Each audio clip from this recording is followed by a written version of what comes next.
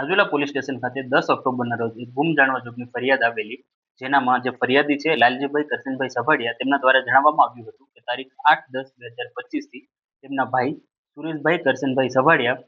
એ મળેલા ન હતા અને ગુમ હતા, જે રાજુલા પોલીસ સ્ટેશન ખાતે ગુમ જાણવા જોગ નંબર 47/2025 થી રજીસ્ટર કરવામાં આવેલી હતી. અને આ જે ગુમ થનાર વ્યક્તિ છે, એમના જે ડિવાઇસ છે, એમનું ટેકનિકલ સર્વેલન્સ હાથમાં ધરવામાં આવ્યું હતું.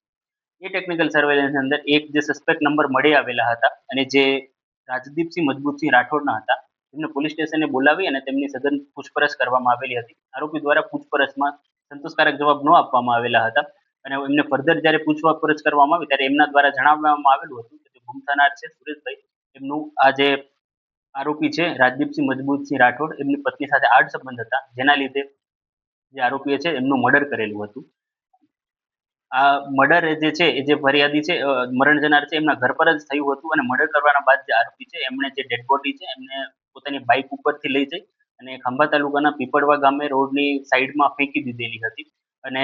આજે એમને જે કબૂલાત આપેલી છે એના આધાર પર ડેડ બોડી પણ રિકવર કરવામાં આવેલી છે અને જે ફરિયાદી છે એમને બીજા બિલોંગિંગ છે એ પણ આરોપી પાસેથી રિકવર કરવામાં આવેલું છે અને રાજુલા પોસ્ટ ખાતે આજે મર્ડરનું છે એ કેસ રજીસ્ટર કરવામાં આવેલું છે.